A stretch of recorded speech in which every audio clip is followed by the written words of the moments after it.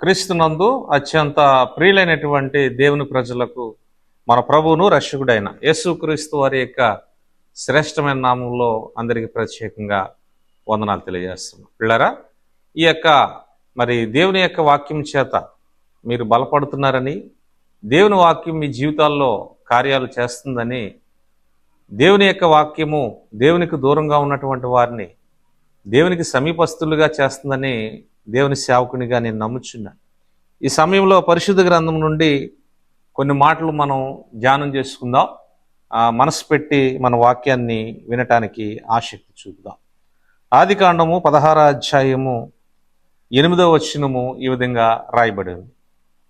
ఆదికాండము 16వ అధ్యాయము 8వ వచనం. శారాయి దాసివైన హాగరు, ఎక్కడి నుండి వచ్చితివి, ఎక్కడికి వెళ్ళుచున్నావని అడిగినందుకు, అది నా యజమానురాలైన శారా యొద్ద నుండి పారిపోవచ్చున్నాను అని. అప్పుడు యెహోవా దూత, నీ యజమానురాలి యొద్దకు తిరిగి వెళ్ళి ఆమె చేతి క్రింద అణిగి ఉండమని దానితో చెప్పాను. దేవుని వాక్యాన్ని మనం జాగ్రత్తగా పరిశీలన చేసి ధ్యానం చేస్తే, ఈ యొక్క పరిశుద్ధ గ్రంథంలో ఆదికాండము ఈ యొక్క 16వ అధ్యాయంలో పిల్లరా ప్రత్యేకంగా ఆగరు గురించి కనబడుతుంది. ఈ ఆగరు జీవితాన్ని గనక మనం జాగ్రత్తగా గమనిస్తూ ఉంటే, ఈమె ఐగుప్తు దేశానికి చెందినటువంటి స్త్రీ, ఐగుప్తీరాలు అని కూడా మనం చెప్పుకోవచ్చు. మరి ఈ యొక్క ఐగుప్తీరాలు అబ్రహాము ఇంటలోనికి ఎలాగొచ్చింది? ఐగుప్తు దేశంలో ఉంటున్నటువంటి స్త్రీ అబ్రహాము ఇంటకి ఎలా వచ్చింది?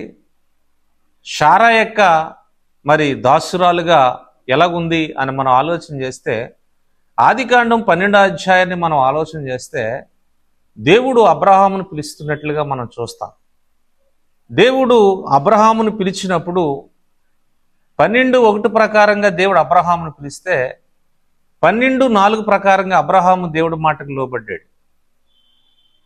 ఇప్పుడు దేవుడి మాటకు లోబడినటువంటి అబ్రహాము దేవుని యొక్క ఉద్దేశ ప్రకారంగా, దేవుని యొక్క ప్రణాళికల ప్రకారంగా, ఆలోచన ప్రకారంగా ప్రయాణం చేస్తున్నటువంటి తరుణంలో అబ్రహాము యొక్క విశ్వాస జీవితాన్ని ప్రారంభిస్తున్నటువంటి దినాల్లో, కొనసాగుతున్నటువంటి దినాల్లో ఏం కలిగింది అని మనం ఆలోచన చేస్తే, అక్కడ కొద్దిగా శ్రమతో కూడినటువంటి జీవితాన్ని అబ్రహాము అనుభవిస్తున్నాడు. అదేంటి అని అంటే, అక్కడ కరువు వచ్చింది. పిల్ల అబ్రహాము తన ఆత్మీయ ప్రయాణం కొనసాగిస్తున్నటువంటి దినాల్లో కరువు వచ్చినప్పుడు అబ్రహాము బయలుదేరి ఎక్కడికి వెళ్తాడు అంటే ఐగుప్తు దేశానికి వెళ్ళాడు. అక్కడ ఐగుప్తు దేశానికి వెళ్ళినప్పుడు ఆ యొక్క ఐగుప్తు రాజు మనకి కనబడతాడు. ఆయన అప్పటికి శారాయి సౌందర్యవతిగా కనబడింది. ఆ యొక్క వాక్యాన్ని గనక మనం చూస్తే 12వ అధ్యాయము 14వ వచనం ప్రకారం మనం చూస్తే 12:14 ఏమని రాయబడి ఉందనంటే, అబ్రహాము ఐగుప్తులో చేరినప్పుడు ఐగుప్తీయులు ఆ స్త్రీ మిక్కిలి సౌందర్యవతియు ఉండుట చూచిరి. ఫరో యొక్క అధిపతులు ఆమెను చూచి ఫరో ఎదుట ఆమెను పొగడేది. గనుక ఆ స్త్రీ ఫరో ఇంటికి తేబడింది. అతడు ఆమెను బట్టి అబ్రహామునకు మేలు చేసెను. అందువలన అతనికి గొర్రెలను, గొడ్లను, మాగగాడిదలను, దాసులను, పనికత్తెలను, ఆడగాడిదలను, ఒంటెలను ఇవ్వబడి. ఇప్పుడు ఆగరు ఐగుప్తీరాలు కదా. ఈ ఆగరు ఐగుప్తీరాలైనటువంటి ఈ ఆగరు అబ్రహాము ఇంటిలోనికి ఎలా వచ్చిందని మనం ఆలోచన చేస్తే, ఇక్కడ మనకు తెలుస్తుంది ఏంటంటే, అబ్రహాము కరువు గుండా ప్రయాణం చేస్తున్నప్పుడు కరువు మిక్కిలిగా అతని జీవితంలో, అబ్రహాము జీవితంలో బాధని పెడుతున్నటువంటి సందర్భంలో ఐగుప్తు దేశానికి వెళితే, అక్కడ శారాయిని చూసి ఫరో యొక్క అధిపతులు ఫరో ఎదుట పొగిడినప్పుడు ఆమెని, ఇప్పుడు అబ్రహాము భార్య అయినటువంటి శారాయి ఫరో ఎదుటికి తేబడింది. ఇక్కడ ఈ విషయం మనకు అందరికీ తెలిసినటువంటి సందర్భం. అయితే ఇక్కడ ఫరో ఏం చేశాడు అంటే, ఇక్కడ వాక్యాన్ని కనుక మనం ఆలోచన చేస్తే, శారాను బట్టి అబ్రహాముకి ఏం చేశాడంటే కొన్ని బహుమతులను ఇచ్చాడు. మరి అబ్రహాముని గనక మనం జ్ఞాపకం చేసుకుంటా ఉంటే నిన్ను బట్టి నేను జీవించినట్లు అని అంటాడు. ఎందుకనంటే అక్కడ శారాయి మరి సౌందర్యవతిగా మరి చక్కనిదిగా ఉంది గనుక నిన్ను బట్టి నన్ను చంపుదురేమో అంటున్నాడు. ఎవరిని బట్టి అని ఆలోచన చేస్తే ఇక్కడ అబ్రహాం అంటున్నాడు తన భార్య అయినటువంటి శారాయితో ఏమంటాడు అని అంటే, శారాయి నిన్ను బట్టి నేను బ్రతుకున్నట్లుగా నువ్వు భార్య అని చెప్పొద్దు, కానీ ఏమని చెప్పాలని అంటే నాకు సహోదరినని చెప్పమంటే. ఈ విషయాన్ని మనకు అందరికీ తెలిసినటువంటి సందర్భమే కనుక మరి అక్కడ ఉన్న వాళ్ళందరూ కూడా ఏమనుకున్నారనంటే శారాని ఖచ్చితంగా అబ్రహాం యొక్క సోదరి అని అనుకున్నారు. అందును బట్టే ఆమె ఫరో యొద్దకు తేబడిందేమో అని మనం ఆలోచన చేయబడవచ్చు. అంతేకాకుండా ఫరో యొక్క అధిపతులు కూడా అక్కడ బాగా ఫరో ఎదుట ఆమెను ఏం చేశారనంటే అక్కడ పొగిడినట్లుగా మనం చూస్తాం. అందుకనే శారాయిని బట్టి ఏం చేశాడు అంటే ఫరో అబ్రహాముకి బహుమతులు ఇచ్చాడు. అదే 16 ఆదికాండం 12:16 మనం చూస్తే అతడు ఆమెను బట్టి అబ్రహామునకు మేలు చేసిన ఏం మేలు చేశాడు అని ఆలోచన చేస్తే అందువలన అతనికి గొర్రెలను గొడ్లను మగగాడిదలను దాసులను పనికత్తులను, ఇక్కడ మనం ఆగితే పనికత్తులు అని కనబడుతుంది కదా, ఆ పనికత్తులు అనగా పనివారులో ఒకరు ఎవరునంటే ఈ యొక్క హాగర్. దేవుని వాక్యం పిల్లారా నిజంగా ఎంత సత్యము, దేవుని యొక్క వాక్యము మనకి ఎంత వివరణ మనకు అనుగ్రహిస్తుంది, వివరణ తెలియజేస్తుంది అన్నది ఒకసారి మనం మనసు పెట్టేటటువంటి వారుగా మనం ఉండాలి. ఇక్కడ వాక్యంలో మనం చూస్తే ఫరో రాజు అబ్రహాముకి ఇచ్చినటువంటి బహుమతులు ఏంటనంటే అక్కడ గొర్రెలను ఇచ్చాడు, గొడ్లను మగగాడిదలను దాసులను పనికత్తులను ఆడుగాడిదలు ఒంటెలను ఇవ్వబడి. ఇప్పుడు పనికత్తులు అని రాయబడింది కదా, ఆ పనికత్తులతో పాటు వచ్చినటువంటి ఆమె ఈ యొక్క ఆమె. ఇప్పుడు పని మనిషి కాస్త ఏమయ్యింది అని ఆలోచన చేస్తే ఇంటి మనిషి అయినట్లుగా మనం చూస్తాం. అబ్రహామును ఇంటిలో శారాయి తర్వాత ఆ ఇంటి మనిషిగా కనబడుతుంది. దానికి కూడా కారణం ఎవరు అని ఆలోచన చేస్తే అబ్రహాం కాదు కానీ శారాయి. ఇక్కడ వాక్యాన్ని మనం జాగ్రత్తగా ఆలోచన చేస్తే ఆదికాండం 16 అధ్యాయాన్ని మనం జాగ్రత్తగా ఆలోచన చేస్తే అబ్రహాం భార్య అయిన శారాయి అతనికి పిల్లలు కనలేదు. ఆమెకు హాగర్ అనే ఐగుప్తురాలై దాసి అయి ఉండెను. కాగా శారాయి ఇదిగో నేను పిల్లలు కనకుండా యెహోవా చేసి ఉన్నాడు, నీవు దయచేసి దానితో పొమ్ము, ఒకవేళ ఆమె వలన నాకు సంతానము కలగవచ్చునని అబ్రహాంతో చెప్పును. అబ్రహాము శారా మాట విన్నాడు. ఇక్కడ వాక్యాన్ని మనం ఆలోచన చేస్తే నిజంగా దేవుని యొక్క వాక్యాన్ని మనం ఆలోచన చేస్తే పిల్లరా అబ్రహాము పెద్దవాడే, శారాయి కూడా పెద్దదే. చాలా పెద్ద వయసుకు వచ్చారు వాళ్ళు, అయితే వారికి సంతానం.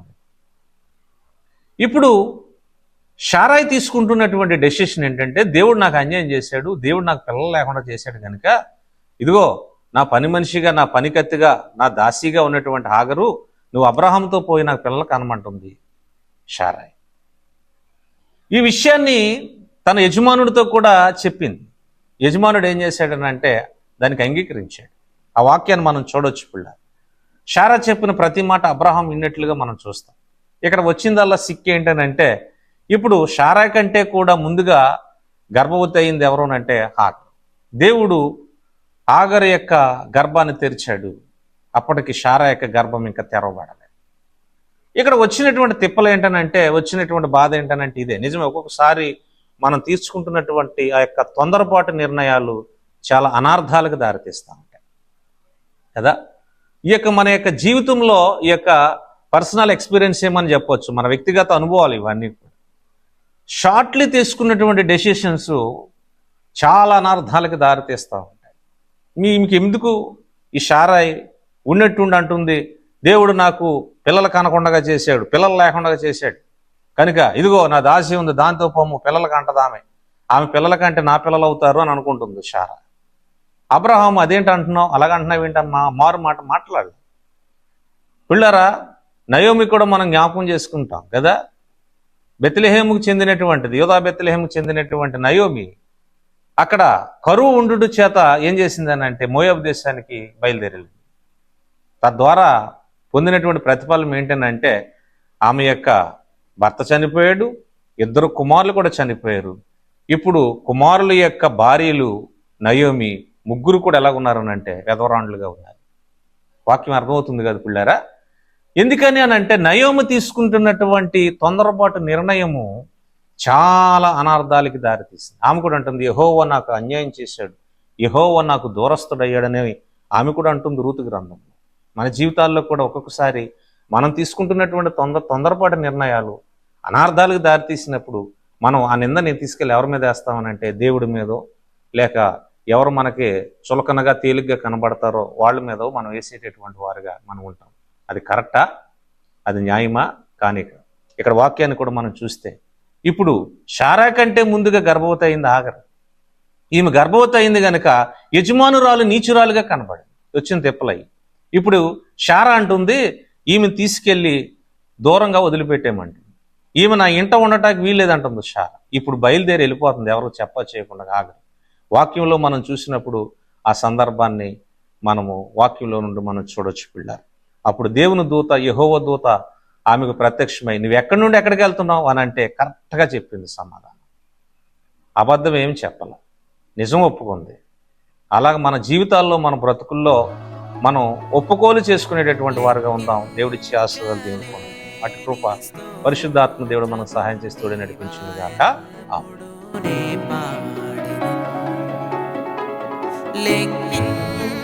లెక్కించలేని స్తోత్రము దేవా, ఎల్లప్పుడూ నీ పాడెదను. ఇంతవరకు నా బ్రతుకులో నీవు చేసిన మేలకై, ఇంతవరకు నా బ్రతుకులో నీవు చేసిన మేలకై లెక్కించలేని స్తోత్రము